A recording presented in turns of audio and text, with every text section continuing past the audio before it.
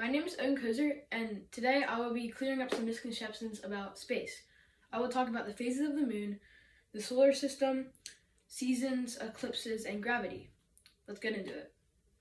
Okay, so there are 8 phases of the moon, and each one is different based on how much sunlight hits the surface of the moon.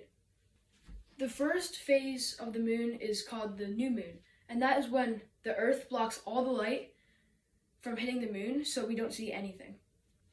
Next up is the waxing crescent, and that is when we can only see a small sliver of the moon, and it almost looks like a crescent. The next phase is called the first quarter, and that is when half of the moon is visible to the Earth. The next phase is called the waxing gibbous, and that is the phase that is directly in between the new moon and the full moon. The next surface is called the full moon, and that is when all of the sun's light reflects off the same side of the moon, so we can see the entire half or full side of the moon. Now we're headed back to the new moon again. It starts with the waning gibbous. The waning gibbous is basically just the opposite of the waxing gibbous. It's just like reversed. Very similar to the waning gibbous, the third quarter is the opposite of the first quarter. You just basically see the opposite side of the side that you saw with the first quarter. The waning crescent appears to be just a small sliver on the side of the moon, and the sunlight on the moon is almost decreased back to a new moon. And then it comes back to the new moon and it starts all over again. Time to talk about the seasons. A long time ago, for some reason, the Earth was put on its side, and the way that it's facing is called its axis. Depending on where you live, your season can be different. If the Earth's axis is pointing towards the sun in the north hemisphere, it will be summer because it is facing the sun, and in the south hemisphere, it will be winter because it's facing away from the sun. But if the Earth keeps rotating around the sun and it goes to the opposite point, then it would be winter for the northern hemisphere since it's pointed away from the sun, and summer for the bottom hemisphere because it'll be pointing towards the sun. Also keep in mind that the way the axis is pointing does not change no matter what.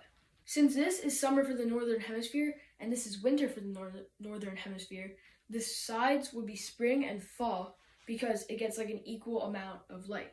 There is one exception. For places like Greenland towards the North Pole, they get a lot less sunlight, so they don't have any seasons. Now that you know about the seasons, I'll teach you about eclipses. There are 2 kinds of eclipses, the solar eclipse and the lunar eclipse. When the sun, the moon, and the Earth all go in a straight line, that is the solar eclipse. The moon lines up perfectly with the Earth and the sun, causing no sunlight, no direct rays from the sun being able to hit the Earth, so it gets a lot darker. There are multiple kinds of solar eclipse. The one kind is the total eclipse, and that is when the moon completely blocks the sunlight from hitting the Earth. Another kind is called the partial eclipse, and that is when the moon doesn't block all of the sunlight, but it blocks most of it. It just doesn't have the same effect as a total eclipse. The other kind of eclipse is the lunar eclipse, and that is when the sun and the Earth and then the moon line up in a straight line. Because of the sun rays hitting the Earth's atmosphere, the moon appears to be blood red, and it is a crazy phenomenon, and it looks crazy in the night sky. Now that you know about both the eclipse, let's talk about the solar system. The solar system consists of 1 star, 8 planets, a bunch of dwarf planets, and a lot of asteroids. The center of our solar system is the sun, and the sun supplies all heat for all the planets. Named after a Greek god, Mercury lies at the beginning of the solar system. At night, it reaches temperatures well below 0, but in the daytime, it reaches super high temperatures. It has a reddish-gray color on the surface. The second planet in the solar system is Venus. Even though it looks like a cool planet, you wouldn't last even a second on it. Its very harmful toxins would leave you dead in seconds. Earth is the only planet not named after a Greek god, and it's actually the only planet that we know of that has life on it in our solar system.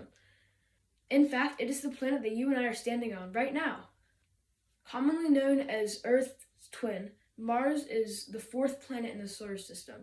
It has a really cool red color on its surface. Between Mars and Jupiter, there's the asteroid belt, and it's just like a huge belt around the inner part of the solar system that is just a lot of asteroids. Fun fact, there are actually over 1 million asteroids in the asteroid belt. The first gas planet in the solar system is Jupiter, and it's also the biggest planet in our solar system. It has no surface because it is completely made out of gas.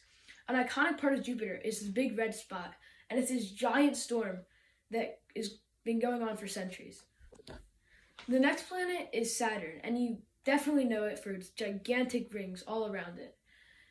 What people don't know is that those rings are actually made up of tiny pebbles that just go all around the planet.